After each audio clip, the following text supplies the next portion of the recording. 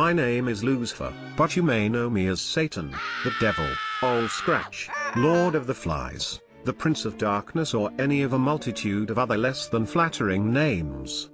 No. Never fear, I'm not the least bit interested in acquiring your soul. Contrary to what you may have been led to believe, I don't buy souls. Believe me, what with the Catholic Church, evangelical Christians, the Republican Party, and pretty much the whole states of California, New Jersey, Nevada and Alabama, just to name a few, I already have more souls than I can handle.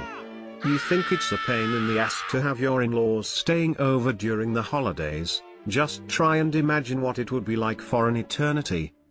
Believe it or not, the whole hell fiasco was not my idea. That was a little something, how should I say? The big cheese, dreamed up, to get even with me after I tendered my resignation. Or got fired?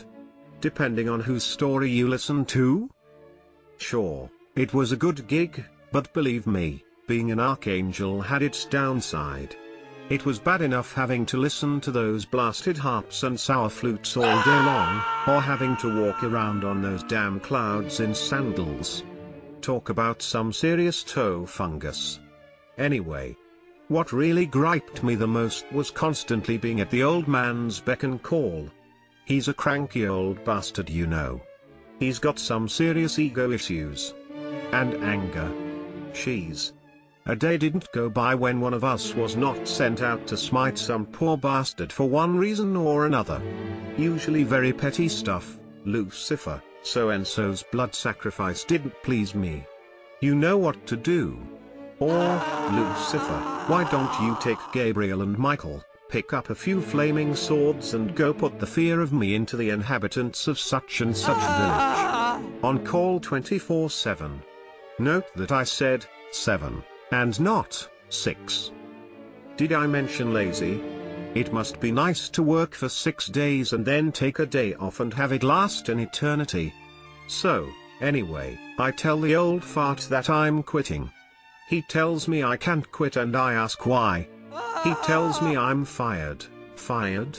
I ask him, how in heaven's name can you fire me? This really set him off for some reason.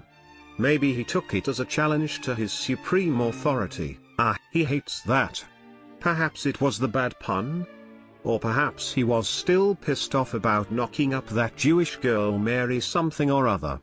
I warned him about that, and we saw how that turned out, didn't we? I hate to say I told you so. But it's really not important now what it was that set him off. It's not like it took much, ever. In any event, it's ancient history now. Sure, I was a little hurt, and a little embarrassed. After all, having your old pals give you the bum's rush doesn't do much for the self-esteem. Bunch of ass kissers anyway. Each and every one of them. Am I bitter? No doubt I sound bitter, but I'm really not. So much. Anyway, as I was saying, it would never have occurred to me to come up with something quite as messed up as this thing you call hell. Much less voluntarily take up residency. King my ass. Talk about a glorified slumlord. Think about it. How would you like to spend all your time listening to people moan and groan about every little torture? Have to watch them writhe in pain and agony as you pass the lake of fire on your way to take a pee at 3 o'clock in the morning. And the heat. No, it's not the humidity, it's the damn heat. Sure, you get used to it, after a while, I suppose.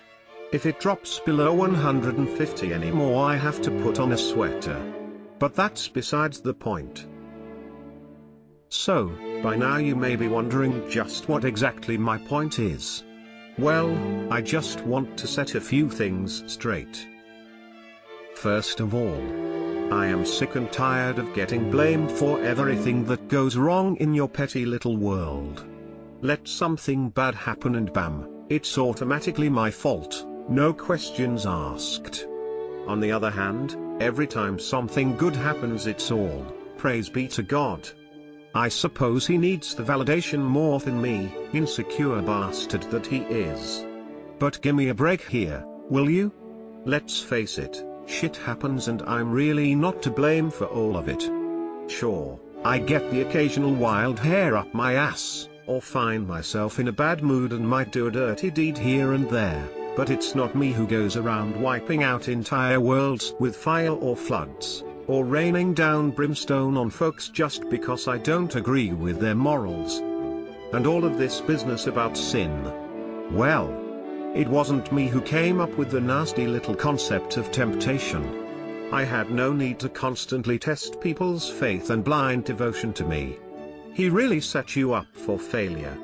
I remember him being so damned amused about that whole tree of knowledge of good and evil business.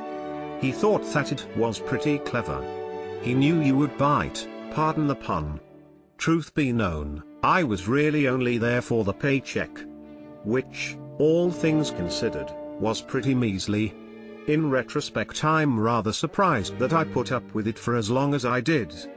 Which brings me to my next point. There is absolutely no truth in that nasty rumor that I go around trying to entice people to do nasty, mean and wicked things. It's not like I have to. It just seems to come naturally to you humans. Besides, even if I was so inclined, where would I find the time? What with keeping the home fires burning, so to speak, taking care of the day-to-day upkeep and keeping track of all the new arrivals, I have my hands full. Believe me, this place is filling up faster than a donut shop next door to a cop convention. Sure, I have help, for what it's worth. Have you ever tried managing a horde of demons? Not the most reliable bunch, and stupid? You have no idea. So where were we? I don't buy souls. I didn't invent hell. I'm not responsible for temptation. You shouldn't blame me for all the fucked up shit that goes on in your petty little lives, and I wasn't fired. I quit. What does that leave us? Oh yeah, what's up with all these awful images of me? Horns? A tail? Gimme a break here. I don't consider myself vain, but I do take pride in my appearance. I eat right, I try and get my exercise when I have a chance, I keep an eye on my cholesterol, and I quit smoking millennia ago. I try and keep stress to a minimum, which isn't easy, having been cast mercilessly down into Hades. I really don't look bad for someone my age, if I must say so myself. Sure, my complexion isn't the best, it's all this heat. And even though this place is full of plastic surgeons, I really can't afford any procedures, and, sure, I could use a little work on my smile, but then, the Lord was not even kind enough to provide me with any severance pay, much less any dental insurance. Be all that as it may, I'm really not as beastly as all that. I have feelings too, you know. Well, I guess that's about all I have to say, for now. No doubt you will see me again soon. You can't miss me. I'll be the one speed walking past the lake of fire on my way to the bathroom at 3 in the morning in my pajamas.